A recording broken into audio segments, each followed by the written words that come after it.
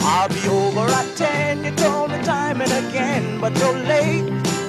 I waited around and then I run to the door. I can't take anymore, it's not you.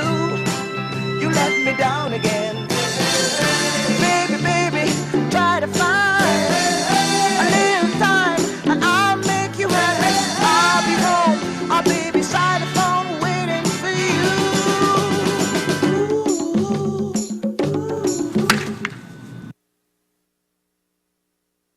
Hi, and welcome to another fabulous edition of the Brew Crew Review. I'm Craig, and today with me are my partners in crime, and that's Chad and Vince. Hi. And we got a great show lined up for you guys. We've got a couple of great interviews coming up, and including with Brady Clark, center fielder for the Milwaukee Brewers. Let's jump right in and first start off by congratulating the Nashville Sounds on winning the Pacific Coast League AAA championship. Yay, Nashville. They pulled it through, and if for all the hardcore fans of the Brew Crew Review, obviously know that we'd visited Nashville earlier in the year. We got to interview a bunch of the Sound players. At the time, Prince Fielder, Corey Hart, Nelson Cruz, who finished with the Gary club. Pettis, that was great. Gary Pettis. Gary Pettis Pettis coach. was very good. Well, actually, for our hardcore fans, I want to mention one thing. People watch the show every other week. If you're thinking we wore the same thing that we wore in the last episode, it's because we are. Okay. Yeah. Also, they've been washed in between, though. Additionally, we're still missing the same cast member that we were the episode previous. Yeah, to Scott this has one. not been found. Scott Bartell is still randomly the last walking he was around seen- West Dallas. Fans, this is exciting. We're going to have an interview with Bob Brainerd coming up a little bit. Not to steal your thunder Bob over here, Brainerd. boys, but these gentlemen over here interviewed the one and only Bob Brainerd and our one and only Scott Bartell. I actually looks up to Bob as kind of a hero. An icon, somebody that he wants to emulate and be like, both Comedic journalism. professionally and personally. Yeah, you're right. We all miss Scotty here, and we wish Scotty come back. Don't take jobs on other places. We're keeping your chair warm for you. It's over there, but anyway, we'll put it back on the set for you. There's a spot right here, and we need you back, Scotty. So hopefully we can find his whereabouts home, Scott. before the next episode.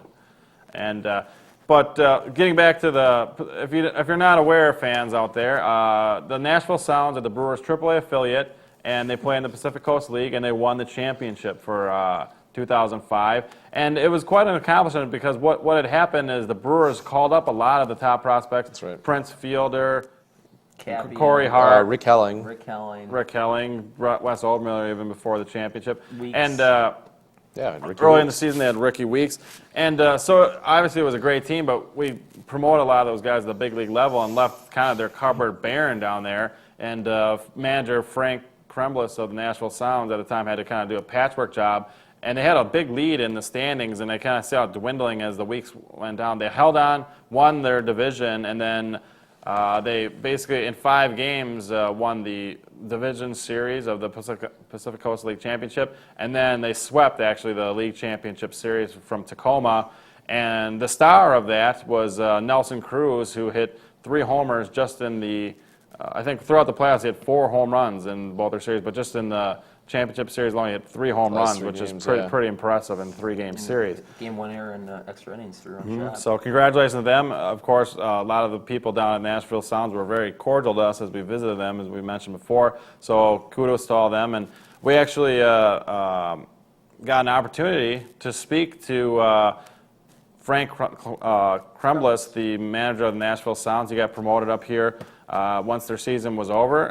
It's a nice reward for Ned Yost to offer to a successful manager in the minor leagues. I think a few years ago it was done with Cecil Cooper, if I remember right. Yes, it was. Came up and sat on the bench at the end of the year and was kind of there to work with the young guys now that have been promoted to Milwaukee. So I think it's nice when you can have a guy like Frank Kremblas, and I only wish Gary Pettis would be promoted as well. I think it makes guys like Prince and Corey Hart and Hardy and Weeks more comfortable too. They have their manager up with them, and I think it's a nice reward, like you said, nice for reward. a job well done. It's a nice reward. Yeah, and it must have been really difficult, but they had a lot of other stars down there. I think was it Vinny Rotino that they had AAA, and other guys like Jeff Bennett had really excelled. Mark Antoniak's favorite player, Jeff Turrington. Yeah. Mike Adams. Mike Adams. Mike Adams was down there. Ben Hendrickson, I guess, pitched pretty well, and Gary Glover was down there. He's now up with the big club. Gary Glover had 2 wins in the playoffs. Yeah. He was the only guy to do that. So they all pulled together, and Dave Krenzel, of course, is still down there doing a great job, center field prospect. So again, congratulations to the Nashville Sounds on a successful season. And let's go ahead and go to our interview that Chad conducted, a wonderful interview with Nashville Sounds manager Frank Kremblas. All right, we're here with Frank Kremblas, the manager of the Pacific Coast Champions at AAA Nashville Sounds. Frank, first of all, congratulations on being part of a championship team. We appreciate that.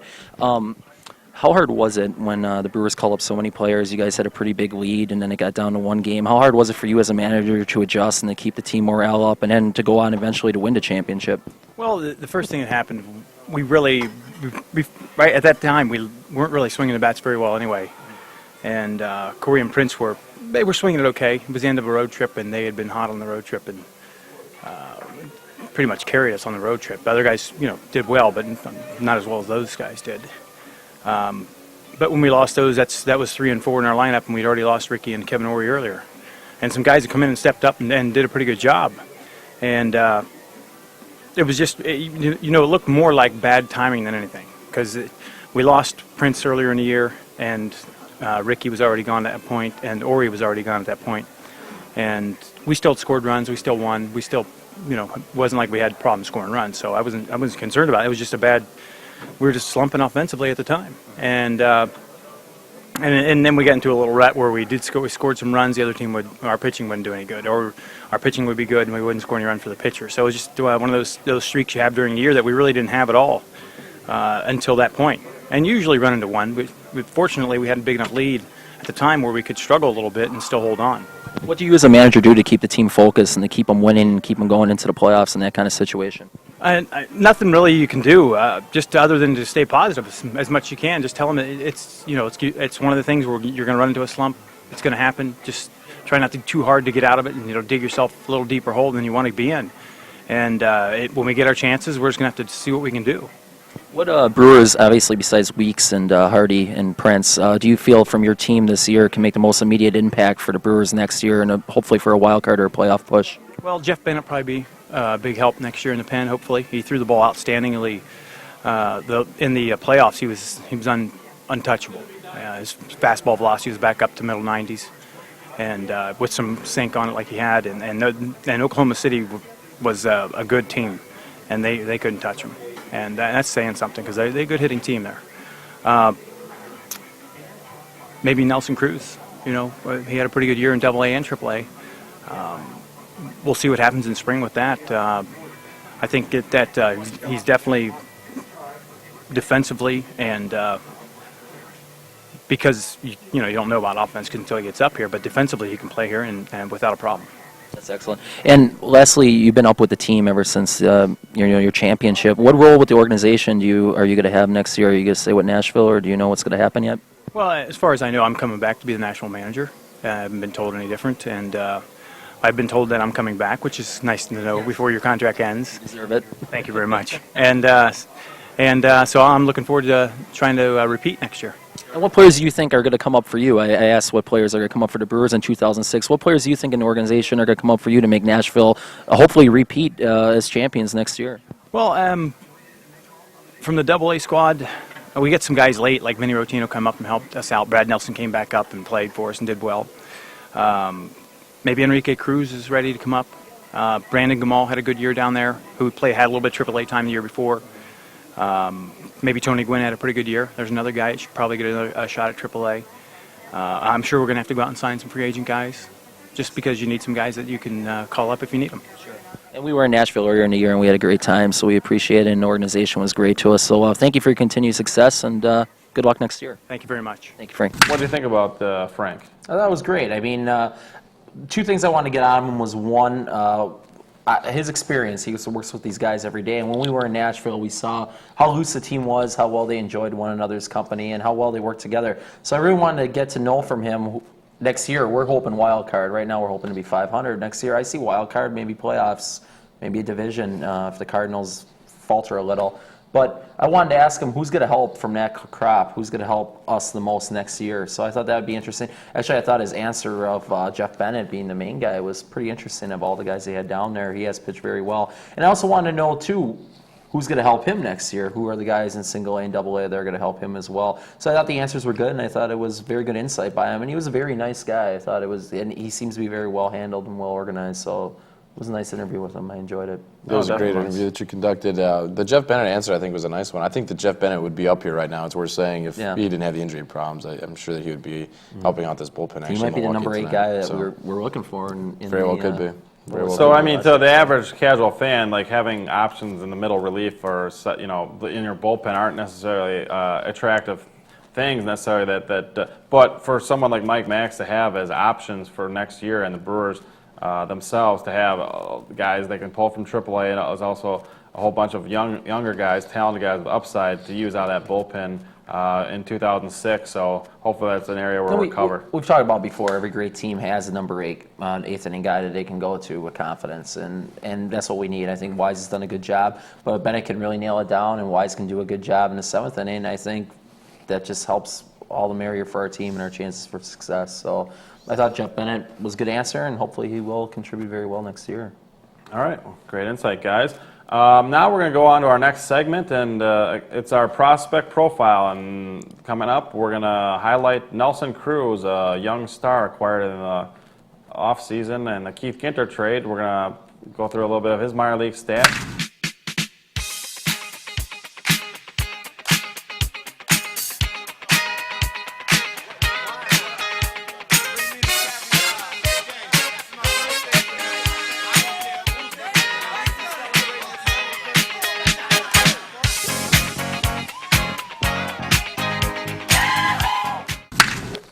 All right, we are back, and we're going to highlight Nelson Cruz, who was recently named 2005 Brewer Minor League Player of the Year. For all you fans that don't remember, he's someone we acquired, and our Doug Melvin did, for the Milwaukee Brewers in the offseason. We traded Keith Ginter to the Oakland Athletics for Justin Lair and Nelson Cruz, who he's been toiling around in the minor leagues. He's now 25 years old. He was signed, and he's originally from the Dominican Republic. He was signed by the A's, and he was acquired actually on December 15th of 2004 in that trade. And last year, before the A's traded him, he kind of increased his minor league stock by having a breakout season. Right. And basically, we're going to go through some of his minor league stats with the A's. First of all, in 2001, his first year, he hit .250 with 3 homers and 16 RBIs and 3 stolen bases. In 2002, he hit .276 and 214 at-bats. He had 4 homers, 25 RBIs, 12 stolen bases. And in 2003, he was still only up to A-ball, but in the Midwest League at the time, he hit .238 with 20 homers, 85 RBIs, and 10 stolen bases. So you can see he was struggling a little bit with the average still at that time. Then finally came 2004, where he actually spent time at 3 different levels: high A ball, double A ball, and he made it all the way up to triple A Sacramento of the A's system. And throughout the 3 levels, he hit .326, 26 homers, 99 RBIs, and 16 stolen bases. So you can see he really came into his own, and actually it was a nice chip to be acquired by the Milwaukee Brewers in the offseason as part of that deal for Keith Ginter. And then, of course, this year with the Milwaukee Brewers farm hands, he actually started at Double-A. They started him off, but he quickly excelled there. They moved him up to Nashville, and the Sounds really, obviously, were benefited by his presence.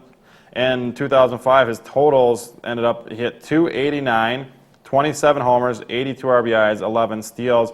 Now, he does have a high number of strikeouts. He had 129 strikeouts and only 63 walks. But he also has pretty quality defense, and he was a right fielder playing for the Nashville Sounds. He also has some experience playing left, and he's also played center field in the Oakland A's minor league system before. So he's got some versatility. And with those stats he's put up, and now he actually turned 25 this year, which is starting to get a little bit old for a prospect. So he's really on the cusp of needing an everyday, if not an everyday job, at least maybe a reserve outfielder job at the major league level. What do you guys feel for Nelson Cruz? What do you think his role will be with the Milwaukee Brewers in 2006? Will he start the year again at AAA? Will he somehow find his way on the spring training roster and make the club? What do you guys feel is Nelson Cruz's his future with Milwaukee Brewers and what his role will be? Well, if I could say one thing about Nelson Cruz, I think it seems like the more responsibility he's given, the more that he steps up to the plate. I mean, if you're talking about a guy who hit just this, what did he hit, 250, I think, in rookie ball? Yeah, is that right? 238. 238 in rookie ball and 250, I think, in A ball. Then he comes up and then he plays incredibly in AAA for Oakland, or AA for Oakland. He makes the jump to AAA this year, and he plays well in Nashville. And in the Nashville Championship Series, he's hitting 3 home runs in 3 games. So you're talking about a guy that seems to come and play better when he's given more responsibility and when people actually have a little bit of faith in him. I'm kind of excited to see what we're going to do for him. I think that the A's gave up on him a little bit early. I know that he is 25 years old, but just because he jumped through the organization, I don't think it shows that the A's have any faith in him. If you remember the A's in 2004, they had a bunch of guys that they were shuffling around just because the big league roster was having quite a bit of turnover with injuries and young players and things like that. So he was able to jump the ladder a little bit, plays well, and all of a sudden now he's a top prospect. So I think it's great. Doug Melvin made a great move, and he could be our center fielder of the future, outfielder perhaps as a reserve, if nothing else. Yeah, I know you were sad to see Keith Ginter go Vince on December 15th, but marked it on my calendar. I know it was a sad day for you, and we had to console you. But I know that I think Nelson Cruz he's great to have an organization. I love the point he said, and I didn't even think about that, Vince. Is every level he's gone up to, he's brought his game up a level, and it shows that he's ready for the responsibility. He was the Pacific Coast Championship MVP. Like you said, he had the 3 home runs in 3 games, including the game-winning 3-run shot.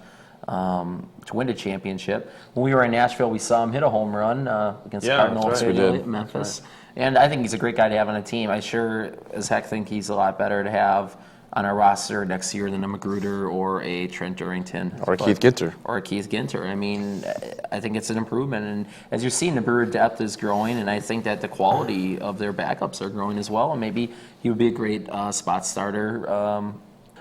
I mean, maybe there will be a spot open for him. Maybe Brady Clark won't be back, so maybe Nelson Cruz can fit right in there, or Corey Hart. So we'll see if Corey Hart can play good at third base in the fall league. Maybe he can play third base, and maybe an outfield spot will be open if they have confidence in Cruz. So right now, the 2006 season is going to be exciting, but we don't know exactly where the pieces are right yet. So maybe there will be a spot for Nelson Cruz. I won't worry about his age too much. I like the progress Vince said. When he's getting to more responsibility, he's doing better and better. So the age doesn't bother me. 25 is still young. And I think it's less of a science than it is an individual thing as far as player development goes. I mean, you can talk about trends and you can say, well, this is the average age that somebody develops usually, but it really is highly individualized. We have no idea what is going through a guy's head mentally. Certain seasons he may just be out of it. Who knows what's happening in a guy's mind? I think that it is such an individual thing that, that age is far from the only indicator of success on the minor league level. Yeah, but I think the one thing that age does signify is I don't think he needs any more time in the minor leagues. He's not going to benefit much more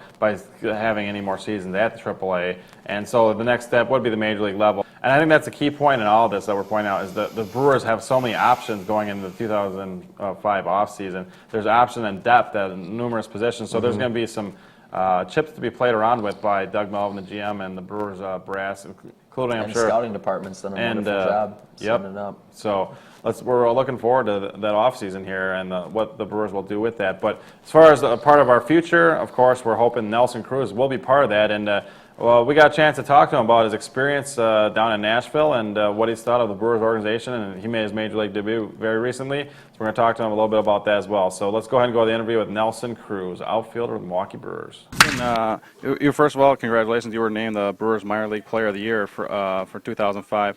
Tell us a little bit about your experience in the minor leagues this season. First of all, you started off at AA, moved up to Nashville, and they went on to win the championship. Can you tell us a little bit about the experience down in Nashville? It's good. It's always like have good teammates like Prince and Cody Hart, guys like that. You learn about the game. How they play. It's amazing. How tough was it down there when the Brewers, before the Nashville playoffs, they called up guys like Prince, Hart, guys like Obermiller? How tough was it for that team to keep everything together and push on toward a great winning season? Yeah, it's kind of hard, to keep winning when we lost those kind of players. The pitchers do the different, you know. The pitchers always get up, you know, and keep us on the game. And 2 or 3 rounds we can win the games there, you know. We got a pretty good staff there. And what did it feel like? You actually had a great. You were named the Pacific Coast League Championships player of the MVP for the championship, and you actually had a 3-run homer to win it, to win the championship and the extra innings. How was that feeling that night? And then the next day you got called up to Miller Park. Tell me about that experience. It's a dream come true, you know. When you're in the final, it's always expect to do, you know, be the hero and try to do the best you can. And you got called up as well, every minor league waiting for, you know. So that's a great moment. That's the best, one of the best days, you know. And then you got flown the next day. Didn't have time to even celebrate. You got down to Houston and made your major league debut the next night. Your first major league at bat, you got robbed of an extra base hit. Tell us about that feeling. Your first major league at bat. Good. That'd be exciting. Try to get my first hit. I hit it pretty good, but the outfield make a great catch there and out in the center field. Nothing. I just keep playing hard, you know. If I get another bat, try to do the same, you know. All right, well, congratulations on a great minor league season, and we'll hope to see you up at Miller Park as a fixture in the future starting next year. Thank you. Thanks a lot. Have a good one. Padres. All right, that was Nelson Cruz, again, a young star for the Milwaukee Brewers. And what we're going to be doing here is talking about our next subject, and that's the center field position. Currently, Brady Clark is a current Brewer center fielder, and he's been experiencing a breakout season here at the age of 31 years old. He's hitting over 300, batting great leadoff on-base percentage for the Milwaukee Brewers, and he's really become an asset. Now, this was coming into the season. We harken back to earlier episodes of the Brew Crew Review before the season started. Brady Clark showed in the second half last year that he was a potentially great center fielder, not only defensively, but he had a great on-base percentage. And even though he's been kind of a career 4th, 5th outfielder, journeyman like with the Reds and other organizations, he came to the Brewers and won the job basically after the Pasednik trade. And this year, we weren't sure if was Dave Kremblas ready for the major leagues. Spring training, this was still up for grabs. That was the biggest thing. I even said I thought Kremblas should just go with him. But, I mean, if it wasn't for Brady Clark, we wouldn't have Carlos Lee right now, the way I look at it. I mean, he's been a valuable asset. Before he got hurt, he was in the top 5 in the National League in hits, top 10 in average. I mean, he's just been very productive. Actually, some guys on Baseball Tonight have been talking about him as a potential Gold Glove candidate. I mean, really? Yeah, it's actually true. They were talking about him as a potential Gold Glove candidate with Andrew Jones and Jim Edmonds. Quite company right there. Very quite company. And, I think. Go ahead. Well, I'm just saying his defense is underrated. I mean, he has very good range. He makes good plays. Not the quickest guy in the world, not the strongest arm, but he's made some phenomenal plays for us this year. And national experts are talking about him as a Gold Glove candidate. So, I mean, what more can you ask for from a guy who's, like we're talking about, an older prospect, 30, 31 years old, he's doing a tremendous job. So, and he just seems like a tremendous guy, and like he's someone I'd label almost as an underdog, someone who's not, not necessarily ever given that star prospect label. No one who never was expected to set the world on fire, but everything that he's earned on the major league level, he's worked his tail off to get that. And so now that he's succeeding with the Milwaukee Brewers, and we've given him that opportunity with the playing time, and he's gone ahead and taken advantage of that. Those are the type of guys you really got to root for, rather than those underachievers who never fulfill their prospect or their like potential. Jeffrey Hammonds. Oh yeah, like definitely Jeffrey Hammonds. Jamie and Navarro. a lot of other former Brewers who are now members of the Brew Crew Review Hall of Shame. You should check that out on the website, brewcrewreview.com. Sean Barry. But I'm pretty sure Brady Clark is going to, possibly be a staple with the Brewers in the center field role for a while. I mean, he does have value, but he also might bring good trade value to the table too. But that's to be determined in the offseason. But before we get into that, let's go ahead and we had a chance to talk to Brady Clark in the Milwaukee Brewers dugout prior to a recent Milwaukee Brewer home game. So let's go ahead and have an exclusive interview with Brady Clark. Okay, we're here at Miller Park with Brewers center fielder Brady Clark. Brady, you've enjoyed a great season here with the Milwaukee Brewers. First of all, harkening back to last year, after Scott Pasednik was traded, you took over the everyday center field role, and you actually were one of the top batters in the National League last year in on-base percentage in the second half. First of all, you came over from Cincinnati. It's been a long time there. Tell us how hard you had to work to become an everyday Major League Baseball player. Well, I was never given anything. I was a non-drafted free agent, released in spring training, re-signed in spring training. And the whole way up, I succeeded in A-ball, and they said, well, it's A-ball. Let's see what you can do in Double-A, and same thing, Double-A and Triple-A, and so I was never really given that the opportunity that maybe a top draft pick would get. So I constantly had to work to get there and just persevere, and keep going and believe in myself to get the opportunity. And I thank Doug Melvin and Ned Yost for believing in me enough to give me that opportunity this year. That's great. And in Cincinnati, I heard that future Hall of Famer Ken Griffey Jr. Saw you every morning in the workout room, and he said you were one of the hardest working players on the Cincinnati Red Ball Club when he came over, signed as a free agent. You've kind of formed a friendship with him. Tell us about the whole experience, and what you think of Ken Griffey Jr. and how your hard work has paid off.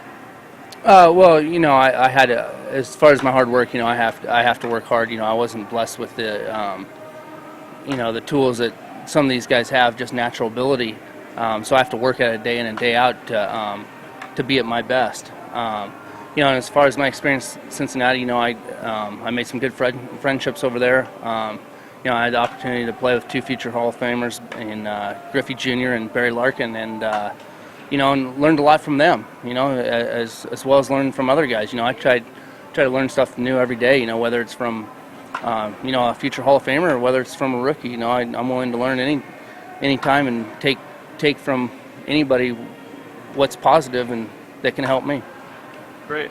And what do you see here for the future of the Milwaukee Brewers? Obviously, the guys this year are battling here in the last week of the season to try to finish over 500 for the first time in over a dozen years. What do you see as the future of this franchise, and how you're excited to be part of that? Well, I think this organization is going in the right direction. I think we've shown that over the last couple of years. I think we can be as good as we want to be. As long as we keep going and keep making the strides we've made, and our ultimate goal is to win a World Series, and I think we're heading in that direction. All right, Brady. Well, congratulations on a great season once again. Leading off for the Milwaukee Brewers, playing some great defensive center field and hitting over 300. So, again, congratulations on a great season. Thank you. And good luck. Good luck in the future. Thank you. Thanks a lot. All right, that was Brady Clark. What did you guys think of the interview? Nice interview, guys. I was holding the camera. No, it was a nice job, Craig. It was outstanding. I held the camera for the interview, and I enjoyed it because I loved what he said. I loved what he said. He admitted flat out, hey, I don't have the talent of a Ken Griffey Jr. I'm not born with this natural talent, but I work pretty darn hard to get to where I'm at, and I'm appreciative for Ned Yost and Doug Melvin for giving me that chance. So, the guy's humble, but hey, he worked hard to where he's got. Just like the good old Aaron Tippin song, I Got It Honest.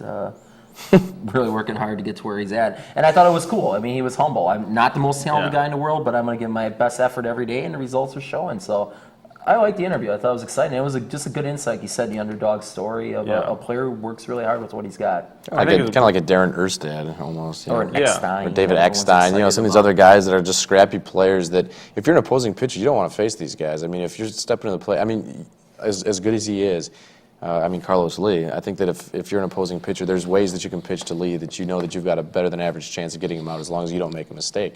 With Brady Clark, it's kind of hard to know where it is that he can't hit a baseball. I mean, I'd be kind of scared if I were a pitcher to face Brady Clark, more so than Carlos Lee. I love his swing, too. I think it's pretty fun to watch. It's short and compact. And even on the outfield, does he have the best arm? Is he the fastest guy in the world? No, not really. But, man, he gives it all his effort. I mean, he gets the job done. Results, He gets on base. He hits for average. He has power when necessary. He has a little bit of speed when necessary. He plays not necessarily Gold Glove, possibly, but I mean he's been mentioned with those names. Yes. So he's been playing stellar defensive.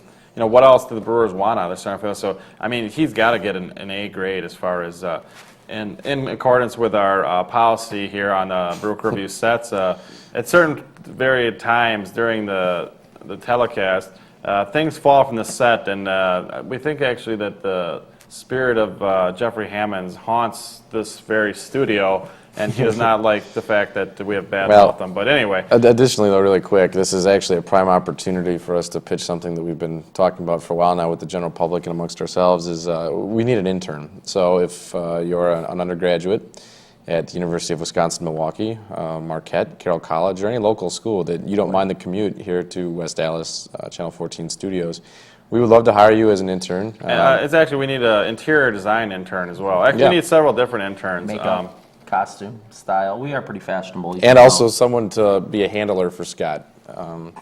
Yeah. So Basically, yeah, the intern application, send it to Vince at brewcrewreview.com. Tell us a little about yourself, and we'll conduct interviews in the next few weeks, hopefully, and have somebody here by the next episode or perhaps the episode after that. But we can talk to your college departments and try to get you college credit. But seriously, send us an email whenever you get this message.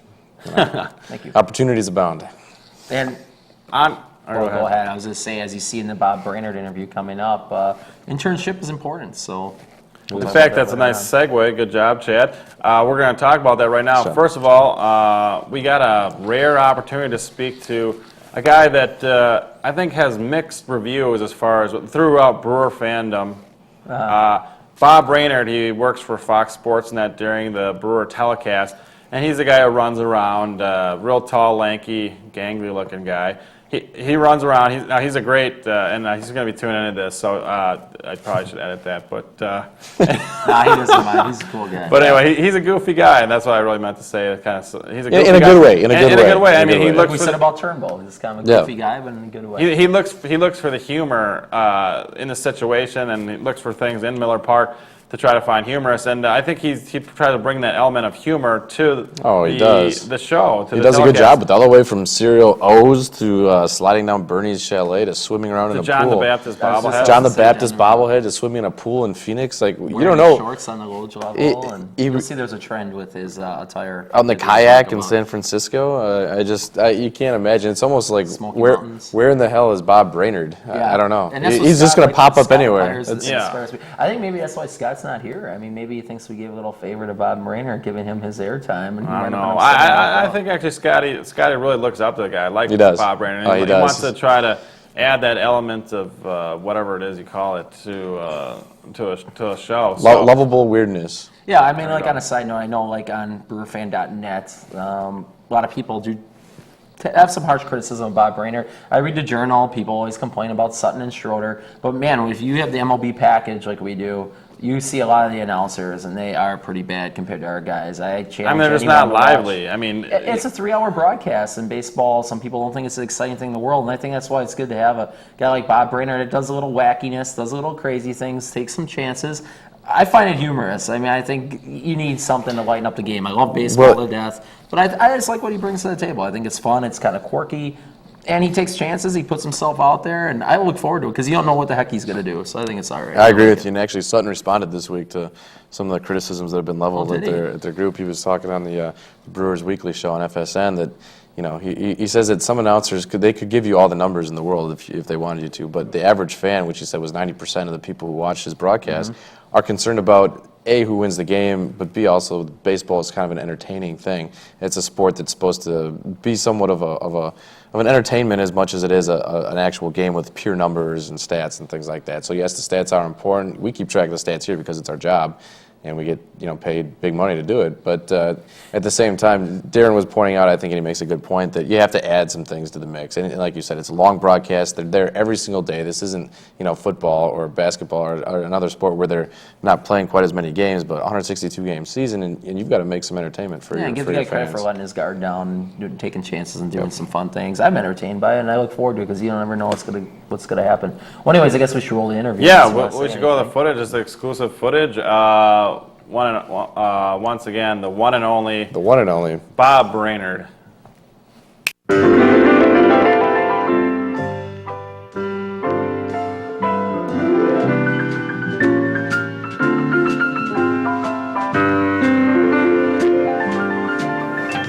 All right, we're here with Bob Brainerd, one of the guys on FSN that broadcasts our Brewers every day. Bob, you started out in Eau Claire as a sports reporter. How did it come out to where you got the job here with the Milwaukee Brewers? Well, it's been a long haul to get here, but I was born and raised in Milwaukee, and I grew up watching the Brewers. I was a Brewer fan.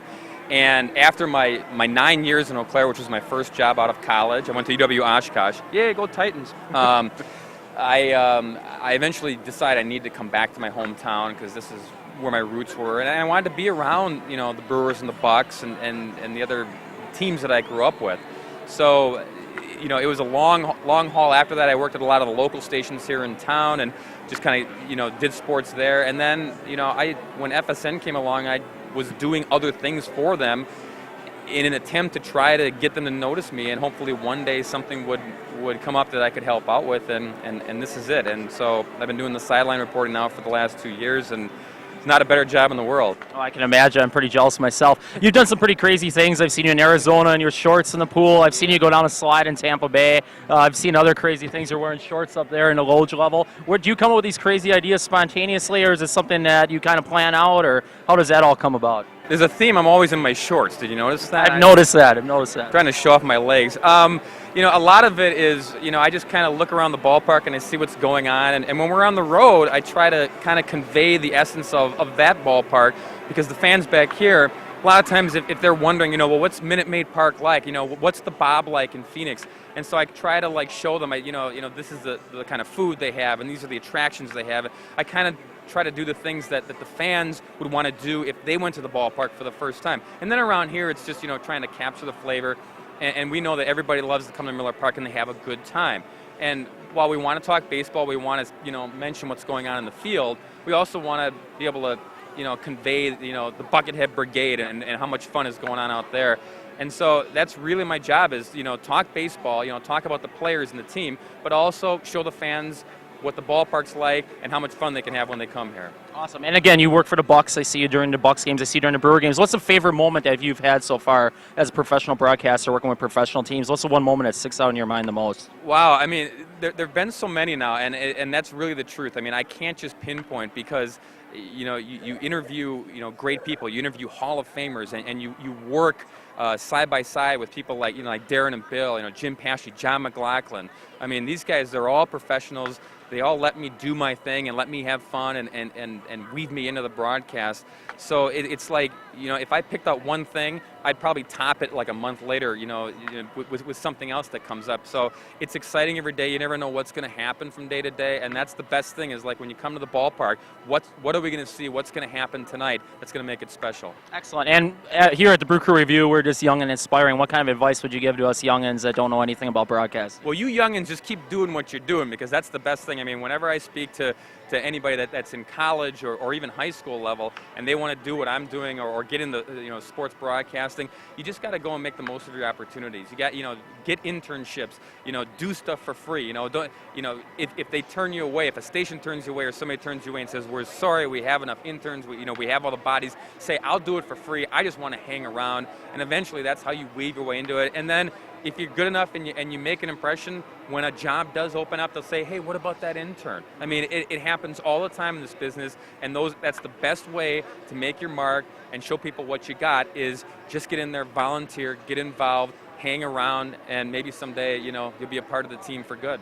Excellent. Well, I, for one, enjoy what you bring to the broadcast. I think it's lighthearted. I think it makes the spirit of the game go on, so we appreciate it. Bob, thanks for your time. We appreciate it here at the Brew Crew Review.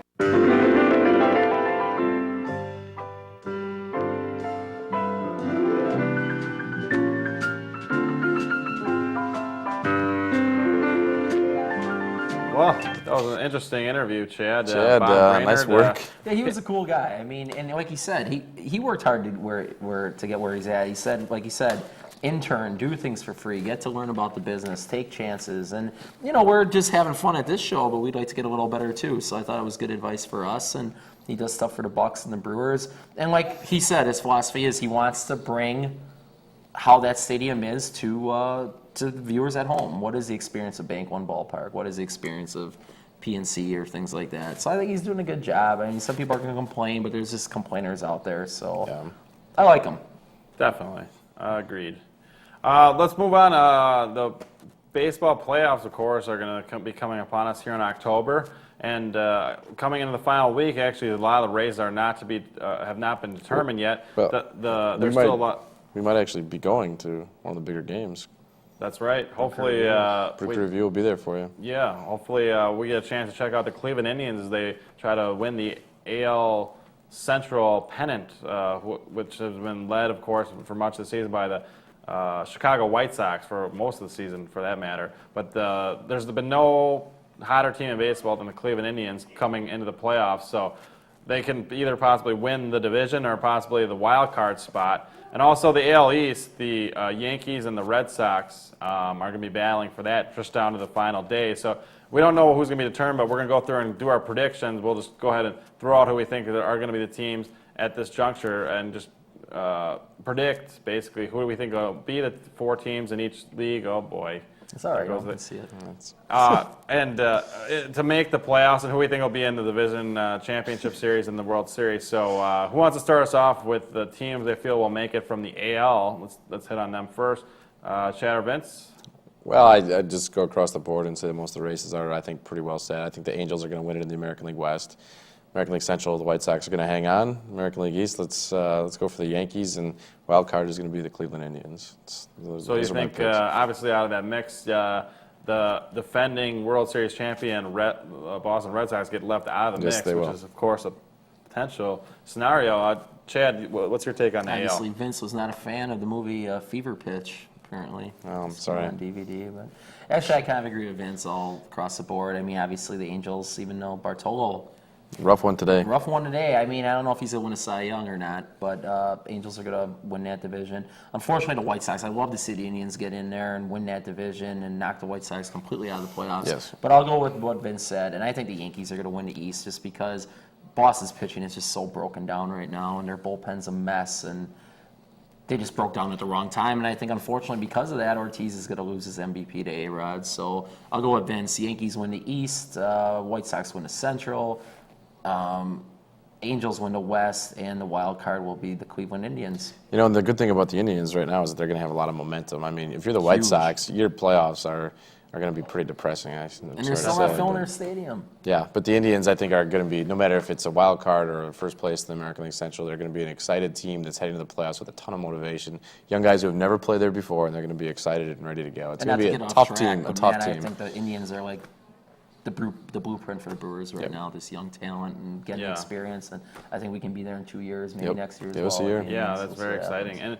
And we'll spend a little bit of topic maybe on an off-season show talking about how much the wild card, which was implemented by Bud Selig, has really added to baseball. We'll get into that topic in a future episode. But for right now, I'll throw out my predictions.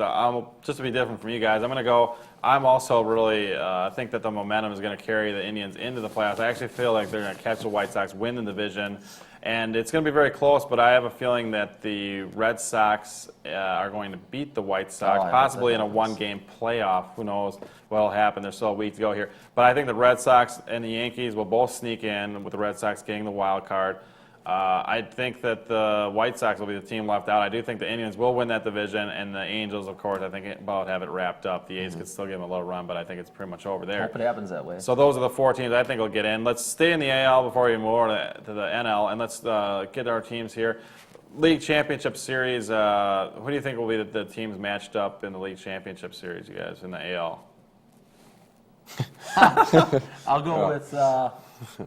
I'll go with Yankees Indians. Okay, that's good. It's not a bad pick. I don't think that you can go against the Yankees in October, first of all, especially in a playoff series before the World Series hits. Second of all, like we just talked about, the Indians' momentum, I think, is going to carry them pretty far. So I would actually agree with you completely on those 2 teams. That's not a bad pick. I'm going to go out on a limb, and I'm going to pick the Indians versus the Angels. Which it's going to be tough to believe the AL East team might get eliminated in the first round. But I really do think that both the Yankees and the Red Sox right now have more pitching problems than what's really even the Angels or the Indians, for that matter. And I just think those other teams are clicking right now. The Angels have been winning a lot of games. They have a great reliever in Francisco K-Rod Rodriguez. Yes.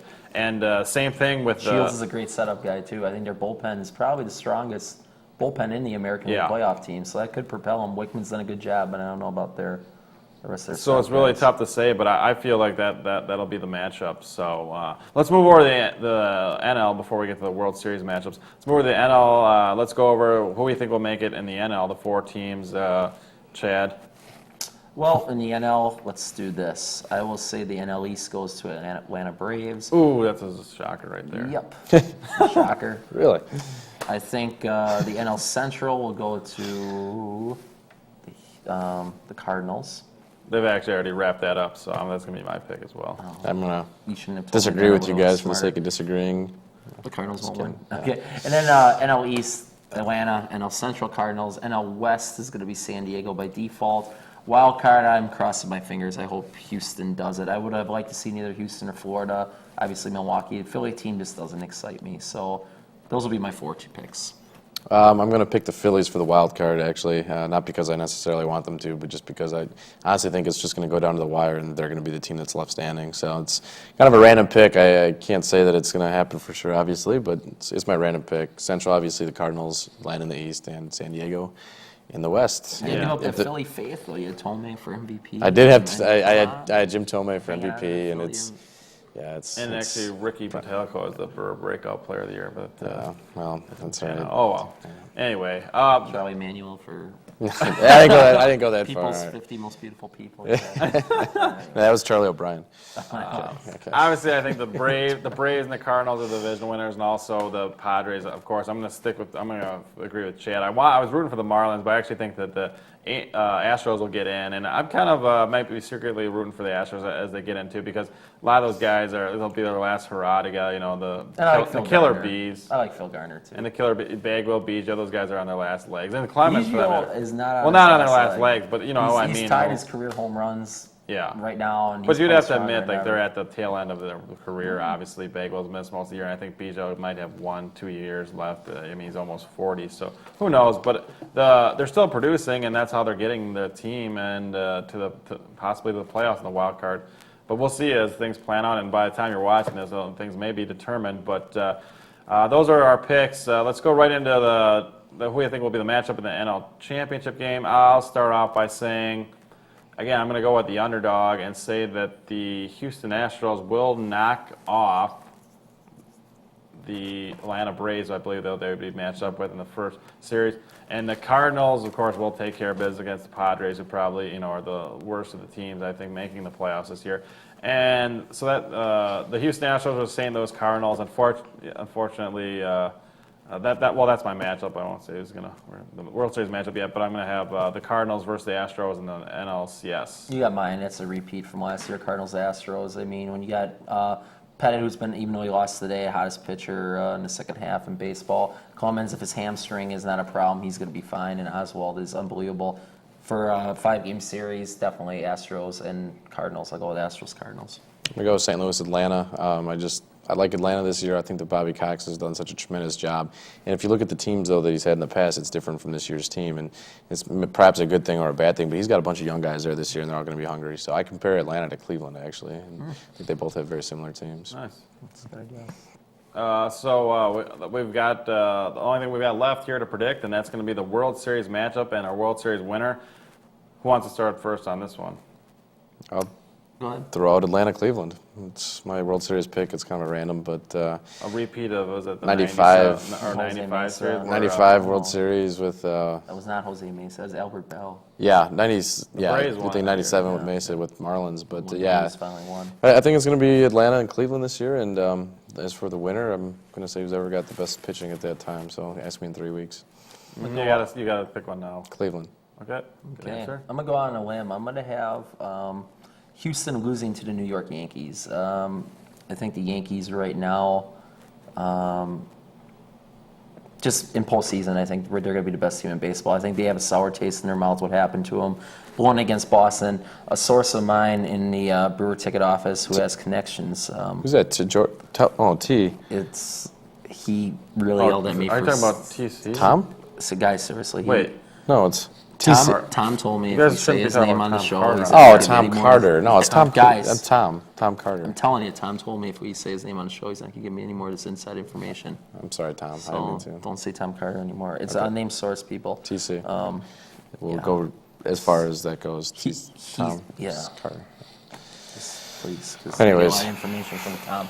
Yeah. Anyways, he told me, he said flat out, he said, Chad, they've been resting their guys. Randy Johnson's been rested. He's produced. Mussina, they've been really careful with. Randy's come out. He's been hot his last couple starts. Mussina came off. He's been hot. He thinks they're ready to go. Jared Wright's been a little banged up, but when you have Mariano Rivera, who's been untouchable in the postseason, I think the Yankees are going to win. And I'm just going to go on a limb with Houston just because when you have Clemens, Pettit, Oswalt in a 7-game series, Carpenter's been not pitching well lately. Matt Morris has not been pitching well lately. Supan has not been pitching well lately, even though he beat the Brewers today 2-0.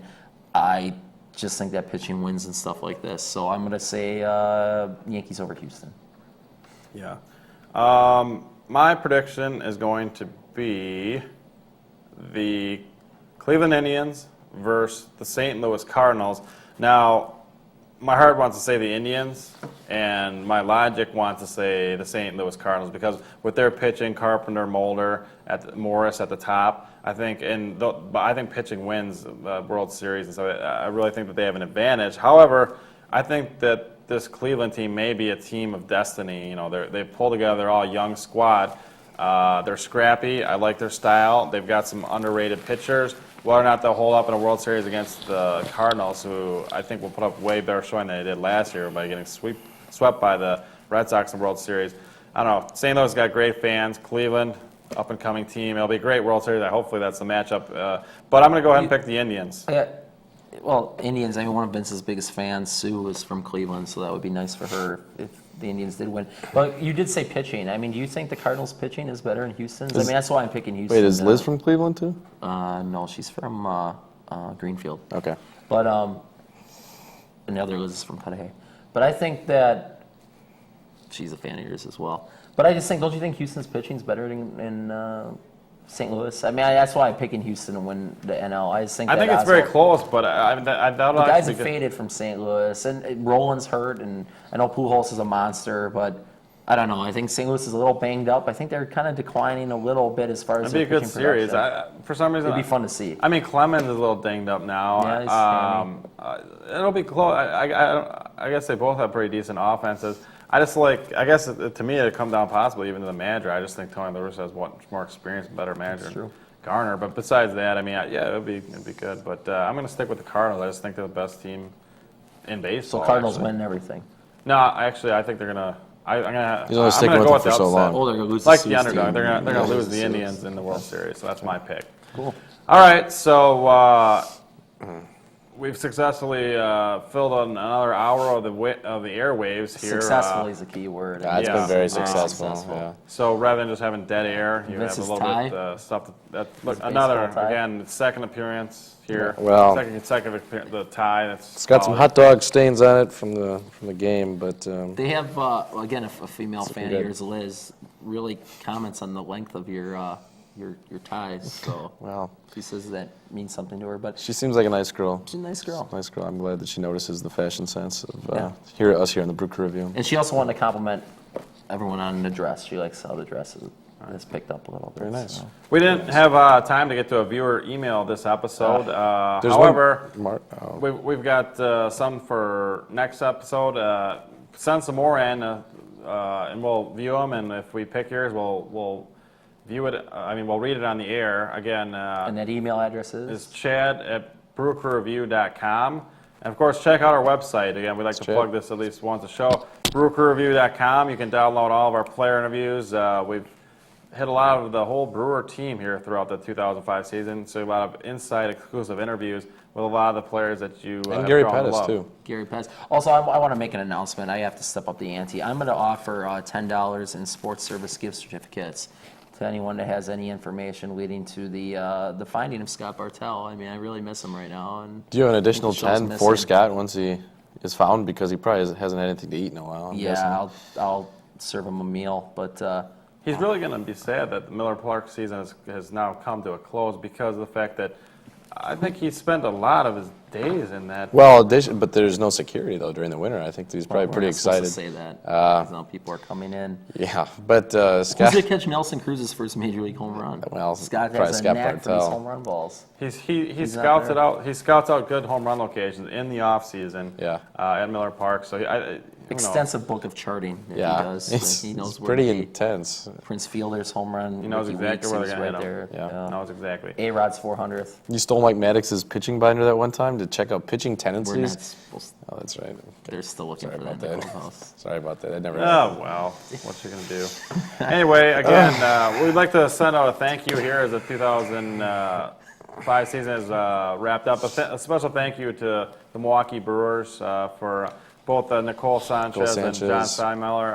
Helping us out. Media relations have really been very cordial to us throughout the season and helped us out here in our quote-unquote rookie season. It's much appreciated. Bringing you Much Brewers appreciated. baseball, kind of on a fan level. Yeah. That's our. We really don't actually know what we're talking about or anything like that. But for the most part, we like to throw out comments just for food for thought and try to entertain you in some way. I would also like to thank Nicole and John, too, for hooking us up with the media passes. I'd like to thank our buddies in Nashville that hooked us up. We'll definitely be back there next Doug year. Schobel, Doug Schobel. quality guy. I think guy. he's sporting his Pacific Coast League championship ring. in the Yep, he office, does so. get a ring, I found out. And lastly, most importantly, I want to thank the players of the Milwaukee Brewers. Every player but one, who will remain nameless, has been more than cordial, giving us interviews Tease? from... Oh. No, we can't. Who- But from players to front office people to coaches, they have all been very nice and granted us interviews Gary in our first Pettis year. and So I like to thank the players and the staff of the Milwaukee Brewers. and in our I'd next- like to throw out one more thank you while we're thanking people here, and actually thank Marty and Ed up in the press box room. I think that they've done an watchers of the outstanding show. job. They're big fans. Lou. Gilbert, Lou, all you guys have been great. We love coming up there and visiting with you guys during the season. We'll miss it during the off season. Lorraine, And Sharon, our if you cooks. see Scott back behind the table on the right-hand side, and he's sitting there with an empty plate, don't kick him out for the winter. He probably just is hungry and looking for some scraps. So. And Lorraine and Sharon for taking care of us when Oh, we're in the yeah. press box, feeding us. There's so many people to thank, and I really want to thank Craig, who is. Craig has taken- done a great job. This show has been his. I've gotten baby. very little sleep in the past. He does so much, the 6 to editing, the website, the Yes. produce, 7 and everything he's years. done. And Yeah. I want to thank Vince. All you guys, So Chad, everyone- it's been a great time. And Scott, I'm really thankful right now. wherever Scott is, we'd like to thank him Scott, for. thank you, and please come And back. hopefully Scott's going to be on the next episode. And we're not by any means done with the season. We're going to be continuing to bring you episodes throughout the off season as the hot stove heats up. And also, Do we thank Jerry and Mary? Oh, Jerry Jerry and Mary, our Also, production Jerry, crew. Mary, Joe Zieski, whoever else helps us out on the crew. We really appreciate it. Mike Gittins. Our, And, also, you know, our also- unnamed source has I been was just great about to this say year. one Yeah. thing on named source, It's TC, I and thank him by actually saying TC's name, Tom Carter, but I can't There's repeat his also a name private again. detective who has hooked us up, finding various people that we needed for interviews Mark? and production. Mark Antoniak, Mark Anton- who's Yeah, been- and That's another. He's while on we're Scott's dropping case. names, you know who another person within the Brewers has had an outstanding year once again. Diane Schofield, That's yeah, right, she's folks. been playing well she this hooks us year. up, she takes care of us.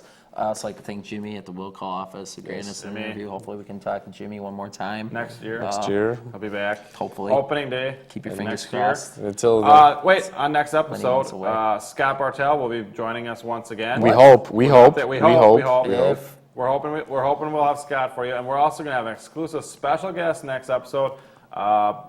Senior Vice President of Ticket Sales of the Milwaukee Brewers, John Barnes, will be in the studio. It's gonna be exciting. And, sharing some insight, and we'll also then unveil the 2006 Milwaukee Brewers schedule and go over that a little bit with Good. Mr. John Barnes.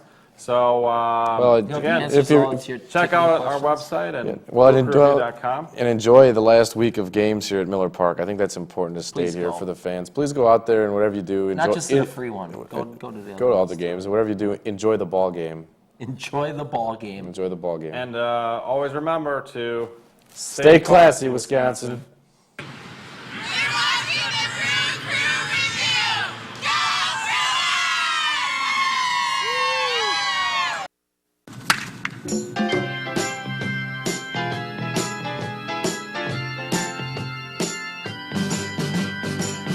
Why do you build me up, buttercup baby, just to let me down and mess me around, and then worst of all, you never thought, baby, when you say you will, but I love you still. I need you more than anyone, darling. You know that I have from the start. So build me up, buttercup, don't break my heart. I'll be over at 10, you told me time and again, but you're late. I waited around and then I run to the door. I can't take any more. It's not you.